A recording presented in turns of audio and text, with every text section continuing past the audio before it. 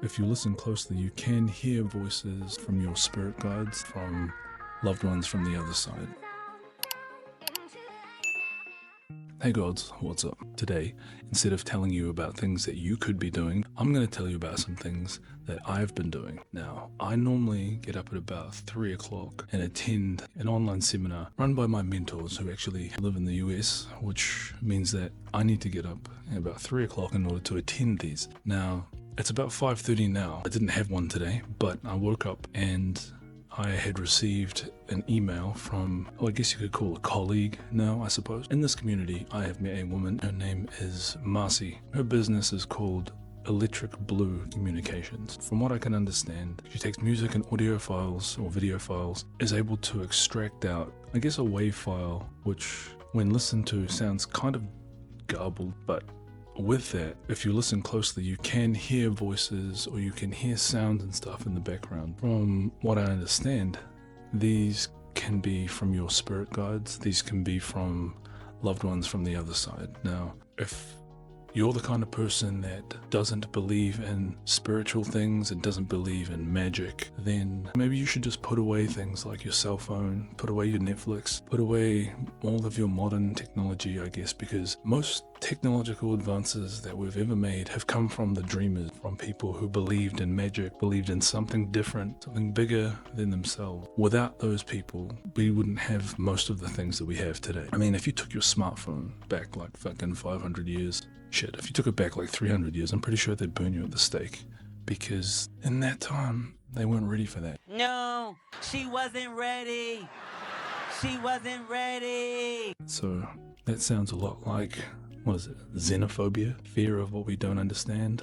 Maybe that's just it, right? People are afraid of what they don't know, of what they don't understand. I feel like any sane person who sees, put it this way, as an example, if you loved something so much and you believed in it fully, and a child were to come along and see what it is that you love, and they were afraid of it or terrified of it and they hated it and they were like, no, I can't stand this is horrible, what would we do? We would probably not attack them. We'd probably not want to hurt them, scare them. We would want them to be happy. We'd want them to understand because we love it and we would like to share it with them. I'm actually experiencing this when I try to get my kids to watch certain anime shows that I think they would like, and I forget that because I'm an adult, when I see blood on the screen, I'm completely desensitized. But they hate it and they're terrified of it, which makes sense. So I've had to understand that I can't force it upon them. What I can do is help them understand why it means so much to me, what I take away from the experience. But if it was the other way around, which it often is, my kids, they come to me and they say, hey dad, look at this thing. And I'm like, wow, crazy. You're crazy, girl. my daughter yesterday made me a salad in the treehouse on the disgusting bench in the treehouse, and she really wanted someone to eat it. Her mum was not having a bar of that. So I was like, wow, it was like Simba in The Lion King. Oh well, Hakuna Matata.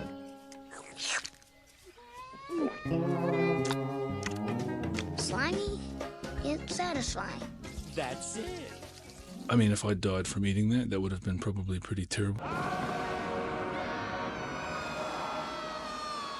But I didn't. It was worth it because I care about her and I love her and I want her to be happy and I want her to see, even though I don't really want to be eating no dirty ass salad, I will give it my best for her. I think we don't have enough of that in the world these days.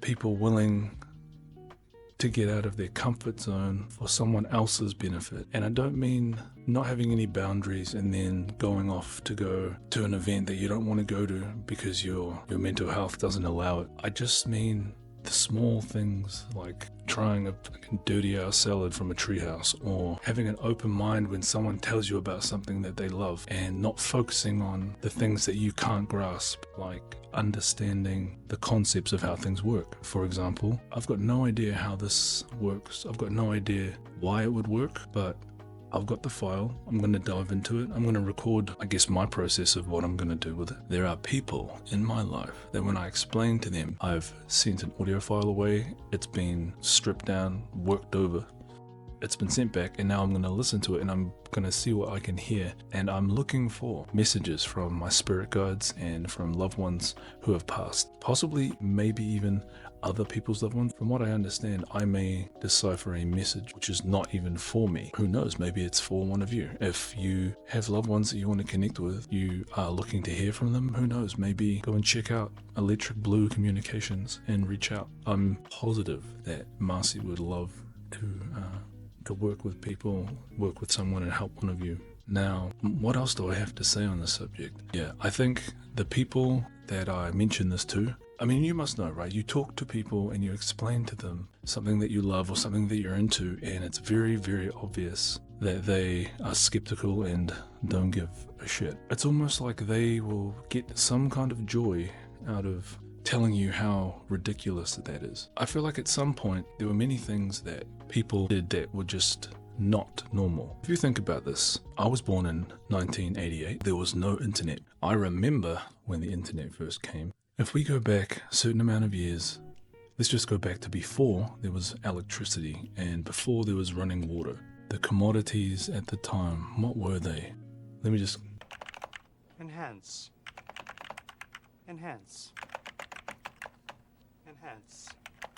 Just print the damn thing. Okay, let me just read this to you real quick. Before 1881, there was no electricity. 1885 was when automobiles were mass-produced. Telephone, 1876. Television, 1920s. PCs and personal computers, 1970s. Internet, 1969. Smartphones in like the 1990s. Before these came into existence and became everyday items that we use, they didn't even exist. And if you went back to, let's just say, 1881, and you were saying that every day, most people on this planet are going to have a fucking small device in their hand that can do pretty much fucking everything, you would treat that person... You'd probably burn them at the stake, to be honest. Actually, when did they stop burning people? I don't know. Can someone comment when they stopped burning witches for the most part? When was that? The point of this is that there are people who don't believe in spirituality, the secret, spiritual awakenings, don't believe in fucking magic. I guess what I'm trying to say, if you don't believe in spirituality, if you don't believe in religion, if you don't believe in fucking magic, even like electricity and microwaves and vibrations and all of that, if you don't believe in any of that sort of stuff, what even do you believe in? Like, I'm pretty fucking curious to know. If you don't believe in that stuff, what is it that you believe in? What do you believe? I mean, you must believe in love. Do you believe in love after love? That is so dumb and childish. Will you please be quiet? Dr. Marshall needs silence. I can feel something inside me say, I really don't think you're strong enough. At least, right? I mean, do you believe in fucking calories? Do you believe in science? Maybe that's it. If you don't believe in religion and spirituality, maybe you believe in science. And honestly, even fucking science, bro, is just magic. So wait, is sorcery science or magic? Yes and yes. Everything we see is in a constant state of vibration, thus the illusion of solidity. But how do we take that which appears solid and have it burst into flames? We will the vibrations to go faster. Step 1, clear your mind. Step 2, see the molecules. Step 3, make them shake. I mean, what do you believe in? Anyway, I'm gonna get into this now, so I'm gonna cut away and screen record me getting a message. Once again, thank you, Marcie, for sending through this file. Goodbye for now. Let's go. So it's gonna look a little bit like this, I believe. So this is what I've come up with so far. I've dropped the wave file into CapCut, and I'm going to listen and see what I hear. There's going to be a lot of going over and over again, so I'm not going to capture that, but this is what I've got so far.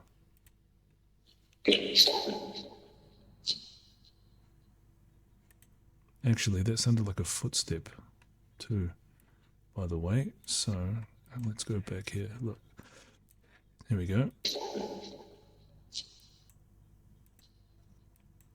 It did sound like a footstep the first time, not the second time.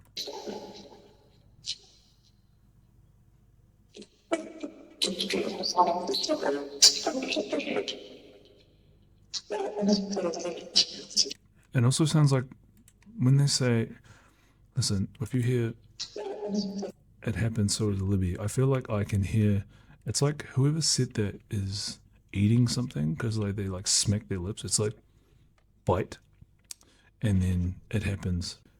It's like someone's crying. There's something happening in here. Just kidding, he can hear it. I'm like, I don't know if that's possibly me that voice is talking about. And then this sounds like someone's like a woman is chewing something. Yeah, it may not even be that. Who knows? Anyway, this is basically what I'm going to be doing for the next, I mean, it's 6:10, so probably until my kids wake up, but this is what I have chosen to do with the file. Let me know what your thoughts are. Let's skip to the end. Right, so welcome back. It's a bit later. It's actually another day. I'll just give it one playthrough, and this is what I've come up with. You can see what you think. I've expressed creative license for some of this. So, let's press play.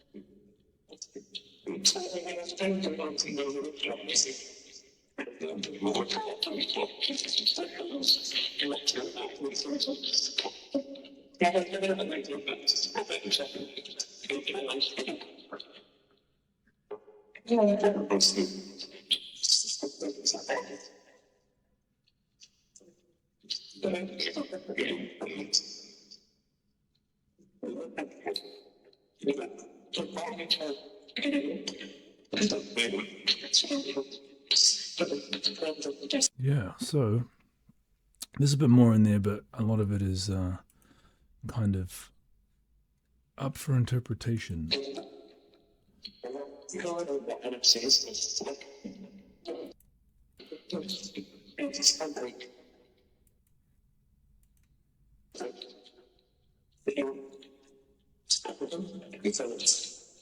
Anyway, that's what I've heard so far, and I'm sure because I've listened to it multiple times, that's what I can hear. If someone else like yourself was to listen to that the first time, even with the subtitles, it's highly likely you don't hear any of that. If you were to listen to the same parts over and over again, I feel like that's what you would probably still hear. But yeah, this has been a pretty cool experience. I'm going to spend more time on this later. Some of these things can seem, I don't know, at least there's a few of these things which, after hearing them, couldn't help but think, okay, what does this mean? From this so far, my interpretation, if I think about it being the other side, or another place, or another dimension, if you want to use those words, almost like there's just a microphone sitting there like this, and there may be people who have gone, oh shit, there's Mitch's fucking song, or there's Mitch's file, let's lay some stuff down on top of that. Unfortunately, the space they're in, there's lots of fucking people and shit hanging around. A lot of it gets picked up as well. I'm interested to see what else I can take from this. If you want to give that a try, reach out to Electric Blue Communication. Again, thank you, Marcie, for sending this through. I can already tell now, there will be people that think that's a bad idea. You shouldn't do that. What are you, fucking nuts? Honestly, I pity anyone who couldn't look at this as an opportunity to keep an open mind about different things. When the telephone was first invented, even now, it's pretty strange, right? Like I did refer to it before. It's like if I pick this phone up and I put in some numbers and I speak into it, someone else can hear me from somewhere else. If you think about that, that is still pretty crazy in itself. Energy can't be created or destroyed, it can merely be transmuted. Who's to say that the energy that was once someone who lived here before isn't somewhere else that's just being transmuted through this? I mean, even now, right, you're sitting here watching a recording of this. It's pretty crazy. See ya. Now, the first time I had a call with Marcie, my sound cut out, the internet cut out, and then my computer died and crashed, which is just what happened now. And what she said to me is that when she starts to have technical issues in threes, has advised that that can be a sign. Something that is suggesting is probably telling you, maybe that's it. That's enough, right? Maybe don't continue down the avenue. The first thing that happened this morning, for some reason my video stopped recording just now. My computer died. And then again, when I started speaking, for some reason there was no audio. Going by that original premise, I could stop and be like, right, now's the time to move on to the next thing. But we're going to keep going. I think we can eke something. We probably get something out of it if we continue. Or I should have listened and something bad will probably happen. Yeah, so I guess now we're on borrowed time. Maybe that's something I can learn from this. It does, that's what it feels like. It feels like I should have stopped because that was 3 strikes. And now I am pushing the boundaries of that. It's strange. I will describe what it feels like. It feels like I just walked through a door that wasn't there before. As if I went into my bedroom and all of a sudden there was a door there, and I'm gonna just open it up and go through. And I walked through the door only to find myself back in my house, right? Because I'm in the same place, everything seems familiar, but there's something off about it. It's a little weird to feel. It's kind of, it's a little bit spooky, I guess. Almost like it's, have you ever seen the film Coraline? It feels like that. Like I've gone through the door. I'm in like my house, in this space. It's all familiar to me, but it just seems a little bit off. The video just hit 411. I'm glad I decided to do this because at least I can document what it feels like when you get warning signs from, I guess, the universe. If we always put our faith in the fact that, oh, these things have happened, I should stop now, and not continue to push through, we may miss out on a good opportunity. So I suppose it's about keeping in mind sometimes it's a good sign to stop, other times a reminder that there are other things on the other side of that. Granted, in that movie Coraline, I'm pretty sure there was like a fucking demon on the other side of that, so who knows, maybe I will be faced with some demons this morning or today. I guess the next time you're walking around and you find a random door in your house, poke your head in, take a look around. Like, damn, here there be gods. And are we gonna leave where there be gods? Namaste, right here. No, she wasn't ready.